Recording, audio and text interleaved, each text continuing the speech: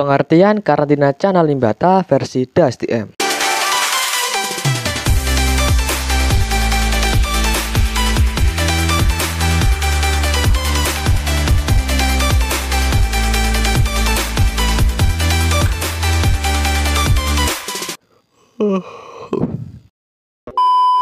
Halo guys, assalamualaikum warahmatullahi wabarakatuh. Kembali lagi bersama saya Das di channel ini. Nah, kali ini saya akan membahas tentang karantina Cana, khususnya Cana Limbata. Nah, sebelum itu silahkan support saya dengan cara subscribe channel ini, klik tombol merah di bawah, dan jangan lupa aktifin loncengnya biar gak ketinggalan update video terbaru dari channel ini.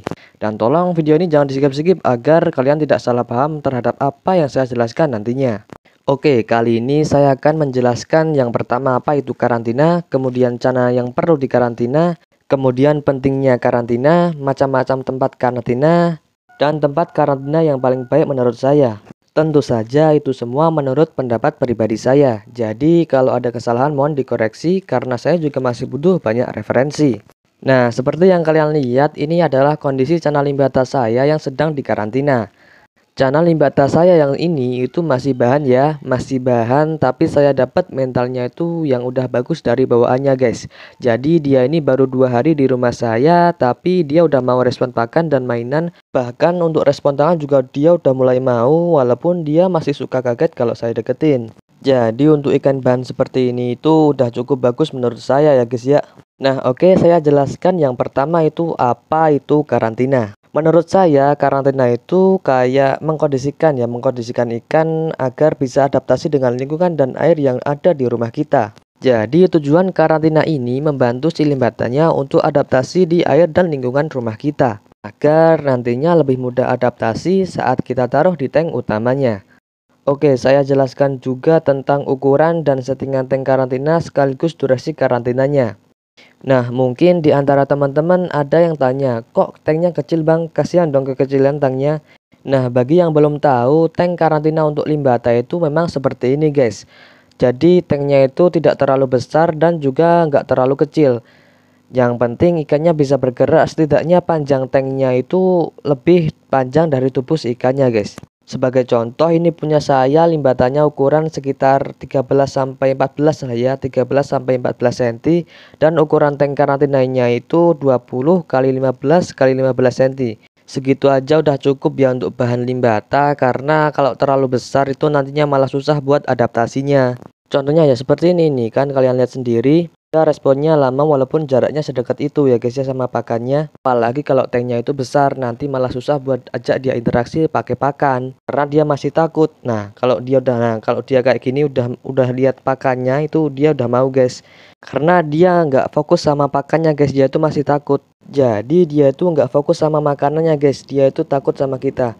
Tapi kalau kita jatuhin, dia mau respon guys. Nah, jadi fungsi tank kecil seperti ini itu biar kita bisa interaksi lebih mudah sama ikannya guys. Karena kalau misal tanknya besar, ikannya bakal susah buat mau respon saat kita ajak interaksi sama pakan. Karena ikannya bakal mojok karena takut sama kita. Dan kalau kita pancing pakai pakan kayak tadi, itu juga ikannya nggak bakal mau nyamperin guys. Karena dia lebih fokus ke kitanya dan dia nggak peduli sama pakannya. Jadi paham ya, intinya itu kalau tank kecil itu mempermudah kita saat interaksi sama ikannya guys, saat masa karantinanya itu. Tanknya yang kecil ini membuat ikannya lebih mudah untuk fokus ke pakan yang kita mainin. Karena jarak dia ke pakannya itu deket, jadi membuat dia bisa lebih fokus ke pakannya. Dan untuk settingan tanknya seperti ini, tanknya polosan aja, nggak perlu background, nggak perlu tanaman dan batu-batuan, cukup substrat aja. Kalau nggak dikasih substrat juga nggak apa-apa, tapi saya lebih suka pakai substrat. Fungsinya juga sama kayak tadi, mempermudah kita untuk interaksi sama ikannya saat masa karantina. Karena kalau tanknya dikasih batu-batuan besar dan tanaman-tanaman itu hanya akan menjadi tempat sembunyi buat limbatannya. Dan bakal susah buat ajak dia interaksi sama pakan kayak tadi. Dan untuk ketinggian air jangan terlalu tinggi, ini punya saya ini sekitar 7 cm ya. Mungkin 7-10 cm itu masih bisa. Kemudian tanknya nggak usah pakai lampu dulu, cukup lampu ruangan aja. Ini saya kasih lampu karena biar kelihatan aja ya, kan kalau gelap nggak kelihatan ikannya. Kemudian usahakan tempat karantinanya itu jangan di ruangan yang terlalu ramai dulu. Misal di ruang tamu itu kan biasanya banyak orang lewat ya, jadi jangan dulu dan jangan terlalu sepi juga. Biar ikannya juga terbiasa sama lingkungan kita, biar ikannya nggak takut kalau ada orang, jadi jangan langsung ditaruh yang rame. Kalau punya saya ini di kamar ya, jadi yang lewat itu cuma saya aja. Jadi kalau saya mau ajak interaksi ikannya juga deket, tapi kalau teman-teman mau taruh di tempat lain juga bisa, terserah mau di mana, asal jangan terlalu ramai atau terlalu sepi aja. Yang penting ikannya diajak interaksi setiap harinya, tapi jangan terlalu sering juga. Ajak interaksinya itu saat mau ngasih pakan aja, atau pakai mainan atau karet juga bisa. Dan jangan dilatih flaring dulu, karena semasa karantina sebaiknya jangan dilatih flaring kaca atau flaring tangan dulu.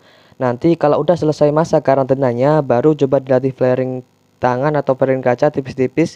Jangan dipaksa juga kalau belum mau, biar ikannya juga nggak tambah stres guys. Nah gitu aja udah cukup. Jadi nggak kasihan juga, karena tujuan kita karantina si limbatannya itu juga agar dia cepat adaptasinya dan nggak stres dalam jangka waktu yang lama. Jadi nanti lebih mudah dalam melatihnya karena ikan sudah gampang adaptasinya. Dan juga waktu dari karantina ini nggak terlalu lama, mungkin sekitar 1 sampai 2 minggu itu udah cukup menurut saya. Jadi aman buat ikannya guys.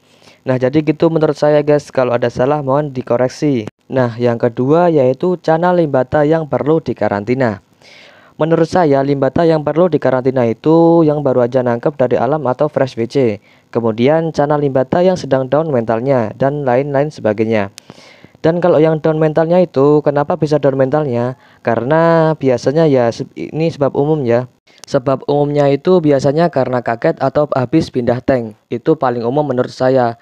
Karena saya juga pernah ngalamin limbata saya yang jumbo itu sekarang lagi down mentalnya karena kaget saat saya ngelatih dia. Jadi itu perlu dikarantina. Nah yang ketiga itu pentingnya karantina. Karantina itu penting nggak sih? Jawabannya iya penting kalau limbatannya memang butuh dikarantina. Contohnya ya punya saya ini, limbata bahan seperti ini penting untuk dikarantina dulu ya. Kalau habis nangkep itu dikarantina dulu guys, tujuannya apa? Ya seperti yang saya bilang tadi, biar ikannya lebih cepat untuk adaptasi di lingkungan dan air yang ada di rumah kita. Jadi penting enggaknya tergantung kondisi limbatannya. Kalau limbata bahan habis nangkep dari alam nggak dikarantina dulu, itu menurut saya nantinya bakal lama buat dia adaptasi. Kecuali kalau memang mental bawaan limbatannya yang bagus, mungkin akan lebih cepat adaptasinya. Tapi walaupun mentalnya bagus, menurut saya sebaiknya dikarantina. Karena karantina untuk limbata bahan itu penting buat dia adaptasi di lingkungan dan air yang baru. Biar limbatannya nggak kaget juga dari yang awalnya di lingkungan alam langsung pindah ke lingkungan kita. Jadi karantina juga bisa meminimalisir itu dan membantu dia adaptasi di lingkungan yang baru. Kemudian yang keempat itu macam-macam tempat karantina. Setahu saya karantina itu bisa dilakukan di tank atau di styrofoam box kayak gini. Contohnya seperti ini, saya juga ada yang dikarantina di styrofoam box. Kita bisa lihat, saya juga ada yang dikarantina di sini. Nih, ini juga sama bahan limbata tapi saya karantina di styrofoam box kayak gini. Tapi kalau teman-teman mau nyoba terus nggak ada styrofoam box, pakai ember juga bisa. Nah, jadi di sini itu ada dua bahan limbata ya. Yang satunya saya karantina di tank dan yang satunya lagi saya karantina di styrofoam box. Oke, kemudian yang terakhir tempat karantina yang paling baik. Nah, menurut saya tempat karantina yang paling baik itu di tank kayak gini guys ya. Karena kalau yang di tank itu bisa sambil kita ajak interaksi guys, bisa kita sambil latih responnya. Nah kalau yang di styrofoam box kayak gini kan nggak bisa kan, nggak bisa diajak interaksi kayak gini guys ya. Nah itu adalah kelebihan kalau kita karantina di tank. Jadi itulah kenapa saya bilang kalau karantina di tank itu lebih baik daripada karantina di styrofoam box atau di ember. Tapi untuk hasilnya juga kita nggak tahu lebih bagus yang mana. Itu semua juga tergantung mental dari ikannya. Jadi saya nggak bisa nentuin nantinya bakal lebih bagus yang mana.